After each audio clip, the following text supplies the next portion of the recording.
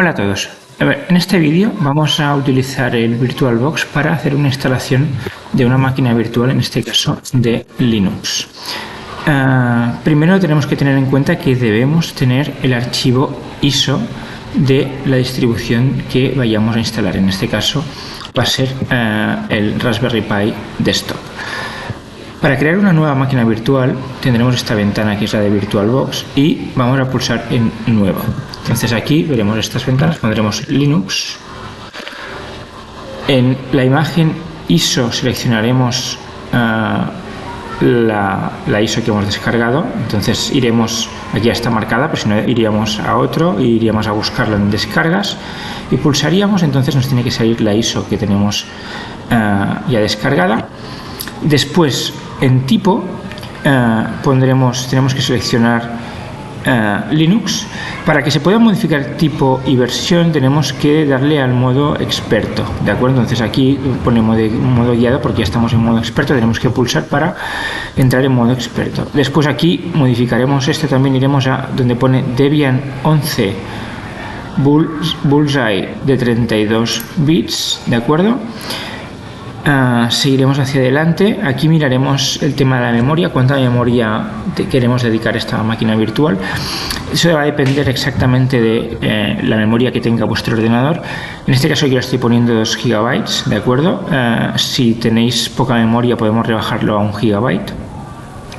La cantidad de procesadores que le vamos a dedicar, en este caso 1 está bien. Y después es el espacio en el disco duro que le vamos a dedicar. Entonces yo le voy a poner 10 GB, pero también se le podría poner un poco menos. Yo creo que el mínimo debería estar entre unos 5 o 6 como mínimo. A partir de ahí podemos subir, pero no hace falta pasarse porque tampoco no vamos a hacer nada de más de 10 GB. Entonces con esto sería suficiente y le damos a terminar. Con eso nos crea esta máquina virtual, la vemos aquí, y ahora tenemos que ir, antes de arrancarla, a configuración, ¿de acuerdo? Vamos a configuración y después vamos a almacenamiento. Aquí vemos que hay un disco y tenemos que pulsar aquí, indicarle que es un CD o DVD vivo y pulsar donde está el disco. Entonces ahí nos va a dejar la opción de seleccionar un archivo. Si no lo vamos a buscar, ¿de acuerdo? Tenemos que volver a marcar la misma ISO que teníamos cargada anteriormente, ¿de acuerdo? O la buscamos en nuestro ordenador o ya directamente, en este caso, la podemos seleccionar aquí.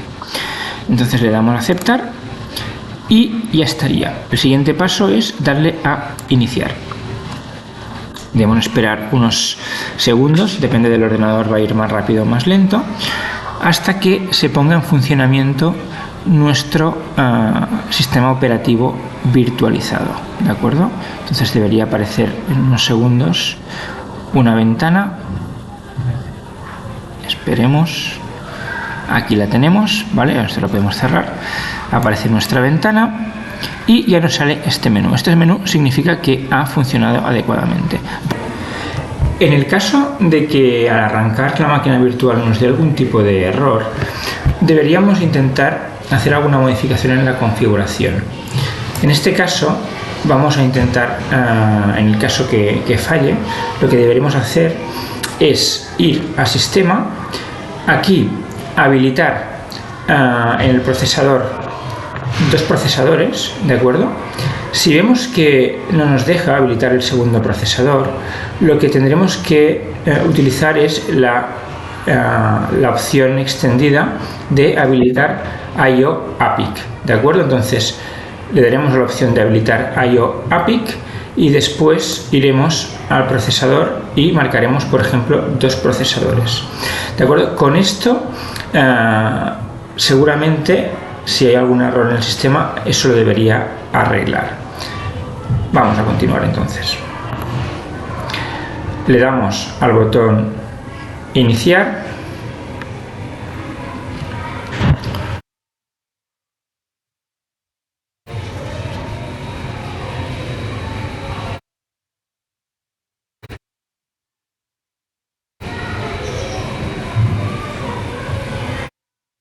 Es normal que tarde un poco, sobre todo si depende del ordenador puede tardar más o menos, ¿de acuerdo? Bueno, vemos que va arrancando, ¿vale? Nos aparece la opción que teníamos anteriormente y le vamos a indicar que utilizaremos el instalador gráfico. Podríamos utilizar el que no es gráfico, pero en realidad es más cómodo si podemos siempre tener un entorno gráfico en el que basarnos.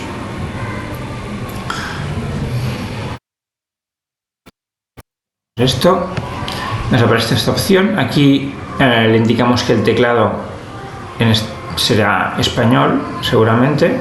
Pues, bueno, puede ser de otro idioma, pero en general nosotros lo tendremos en español. ¿De acuerdo? Entonces, continuamos.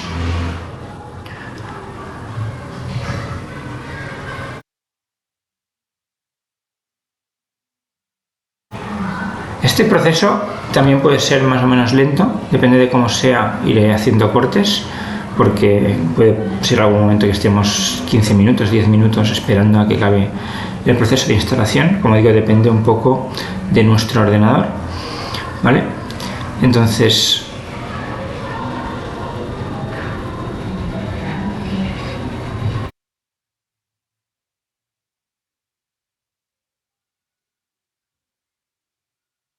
bien, ahora lo que nos pregunta es esa unidad de 10 GB que hemos puesto, que va a ser la unidad de nuestro disco duro, de nuestra unidad, de nuestro sistema virtual. Claro, en realidad para él es un disco duro, pero desde el punto de vista de nuestra máquina física, en realidad es un archivo de 10 GB que nuestra máquina virtual interpreta como si fuese un disco duro entero, ¿de acuerdo? Entonces le vamos a indicar que queremos utilizar el disco duro entero, ¿sí? Es decir, es esa unidad de 10 GB. Como veis aquí me está detectando como si fuese un disco duro, ¿de acuerdo? De esos 10 GB.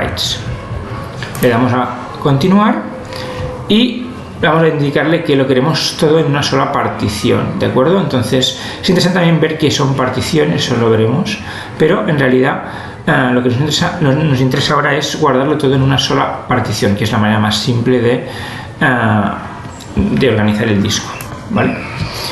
Seguimos adelante, le indicamos que sí, que todo es correcto, ahí no nos vamos a meter en estos detalles ahora mismo, y le indicamos que sí, que queremos hacer cambios en el disco, que en realidad el disco no es el disco real, insisto, sino que es nuestro archivo, ¿de acuerdo? Que queda aislado de alguna manera de nuestro sistema real físico que tenemos en nuestro ordenador.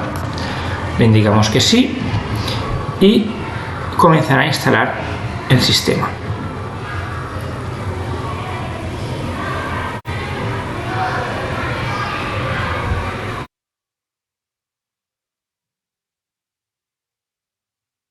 Y haremos un corte, ¿de acuerdo? Porque puede tardar bastante tiempo y continuaremos.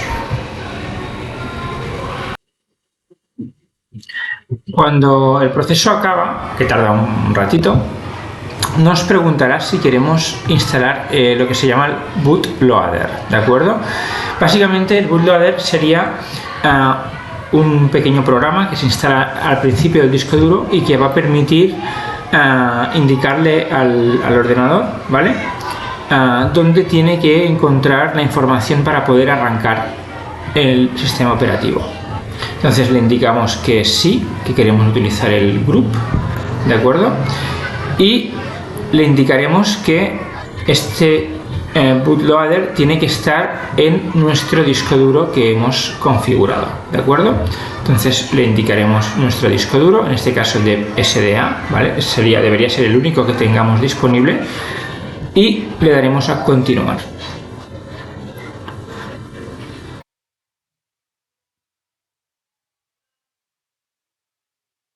Esto debería ser un poco más rápido. Ahora está acabando de hacer las configuraciones para poder arrancar nuestro sistema operativo. En este caso, como veis, Linux, Debian, versión 11.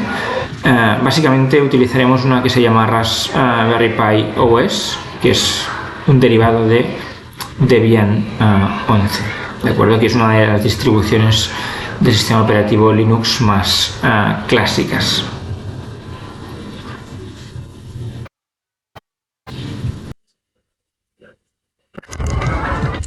Vale, al final, cuando acaba todo el proceso de finalización de la instalación, nos indica que la instalación ha sido completada. En este caso lo que vamos a hacer es decirle que continúe.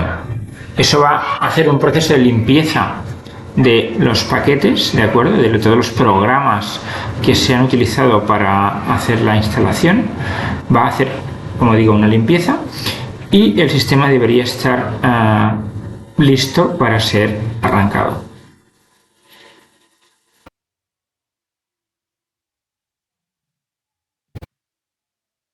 Vale. Vemos que se reinicia, ¿de acuerdo? El sistema se ha reiniciado automáticamente cuando acabamos la instalación y nos pregunta cómo arrancarlo. Le decimos directamente, pulsamos Enter, ¿vale? Y va a iniciar nuestro sistema operativo.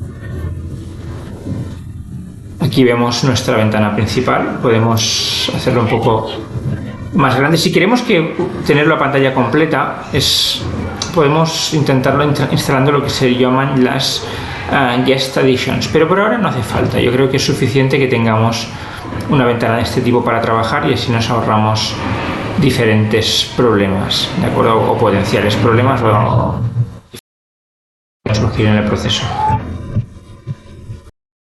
Aquí está arrancando. Vemos un fondo. Y ahora va a tocar hacer lo que sería todo el proceso de configuración de nuestro sistema operativo. Hasta ahora hemos hecho todo el proceso de configuración para la instalación del sistema operativo y ahora tocará hacer nuestra configuración ya dentro del mismo sistema operativo. Bien, nos da la bienvenida. En principio, si lo hemos configurado adecuadamente, que por defecto debería estar bien, sin tocar ninguna configuración, nos tiene que dar una dirección IP, que es la dirección de nuestro ordenador dentro de Internet, ¿de acuerdo? Asignada automáticamente y ya tenemos conexión a Internet a través de nuestro ordenador principal. Es decir, esto se conecta a nuestro ordenador principal, ¿vale? Al físico que tenemos delante, y toma Internet. Entonces, en principio esto no debería dar ningún problema. Entonces vamos a Country, buscamos Spain por el tema de teclado. Aquí está en catalán, está en asturiano, podemos catalán, por ejemplo. Después tenemos zona horaria, en este caso ponemos Madrid. Aquí nos pregunta si tenemos un teclado americano, aunque tengamos Country, pongamos Spain, en este caso no. En vuestro caso depende, pero en principio entiendo que no. Y le damos a Next. Esto hace la configuración regional, podríamos decir, ¿de acuerdo? De nuestro sistema operativo.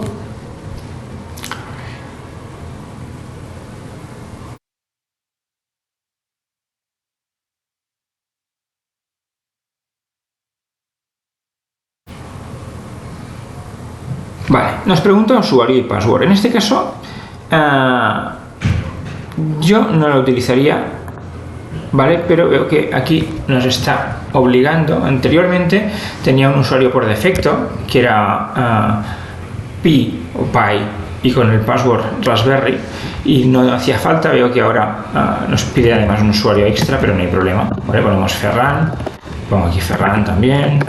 Ferran, no sé si me va a dejar porque es el mismo usuario que el nombre. Vamos a probar. Parece que sí, que nos ha dejado. Entonces, aparte del usuario, como he comentado, hay un usuario que es usuario Pi, password Raspberry, que en principio debería funcionar, o como mínimo la última vez que lo instalé en la versión anterior funcionaba. Entonces, hasta aquí lo que hacemos es update software, ¿de acuerdo? Y lo que va a hacer es hacernos una actualización del sistema operativo. Es decir, ¿por qué nos hace una actualización? Porque desde que nosotros hemos descargado el sistema operativo, si nos fijamos, en el archivo ISO que nos hemos descargado hay una fecha, que digo de memoria, creo que era de junio de este año 2022. ¿De acuerdo? Entonces, claro, desde la fecha donde se crea el archivo de descarga a la fecha actual han pasado, con suerte, varios meses, ¿sí? Entonces, claro, en esos meses han habido actualizaciones. Sabéis que es muy importante todo el tema de las actualizaciones de seguridad.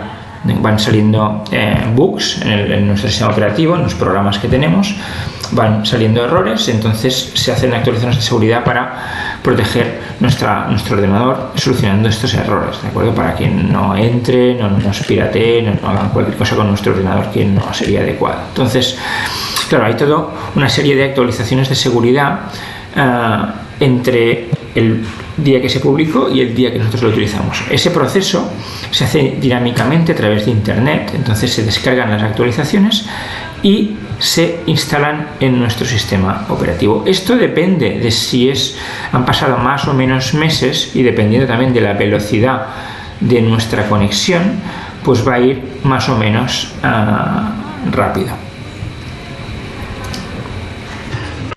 Vale. Ahora ya ha acabado el proceso de actualización, que por cierto, viendo cómo funciona la conexión actualmente en internet y más que cómo funciona la conexión, la cantidad de gente que se va a poner a descargar la actualización al mismo tiempo, eso hace que el ancho de banda se reduzca y va a ir demasiado lento. Entonces, lo que vamos a hacer es hacer la actualización posteriormente en casa, ¿de acuerdo? Y ahora lo que haremos es darle a skip, es decir, no hagamos esta actualización, ¿de acuerdo? Porque aunque se puede hacer y no hay ningún problema, irá muy lento. Quizás estamos más de media hora o una hora simplemente haciendo esta actualización. En este caso ya está hecha, pero después veremos cómo hacerla directamente desde nuestro sistema operativo. Entonces le decimos que OK.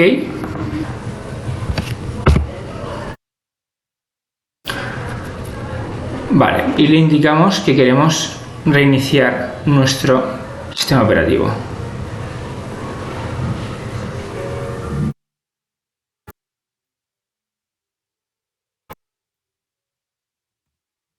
Entramos.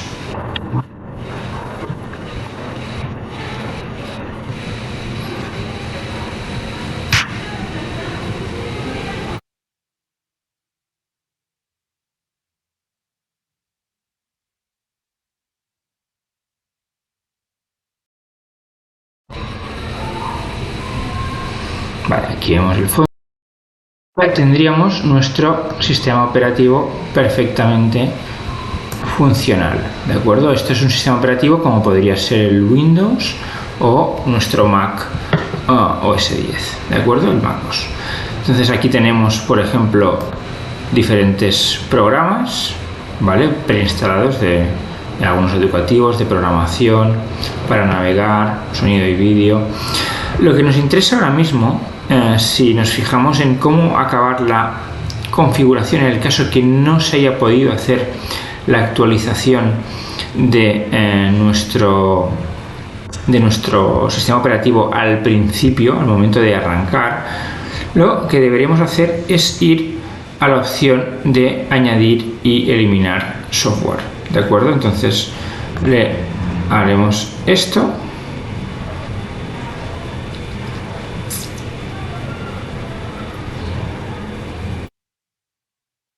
Y aquí, si os fijáis, comprueba si hay actualizaciones, ¿de acuerdo? Lo importante es que nos quedemos con el tema de la comprobación si hay actualizaciones, ¿de acuerdo?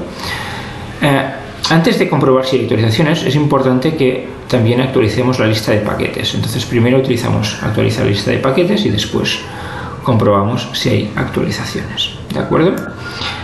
Entonces, vamos a comprobar simplemente que tengamos conexión a internet, que seguro que sí que tenemos. Entonces vamos a ir, por ejemplo, al Google. Nos abre por defecto una página que es la de raspberrypi.com. No hay problema, parece que se abre sin problema. Entonces tenemos conexión a internet y también comprobamos una cosa que vamos a utilizar bastante, que va a ser el terminal, ¿de acuerdo? Entonces vemos que tenemos el usuario Ferran en la máquina Raspberry, ¿de acuerdo? Y esto será el terminal que vamos a utilizar pues, para hacer programas y para hacer diferentes procedimientos en nuestro ordenador.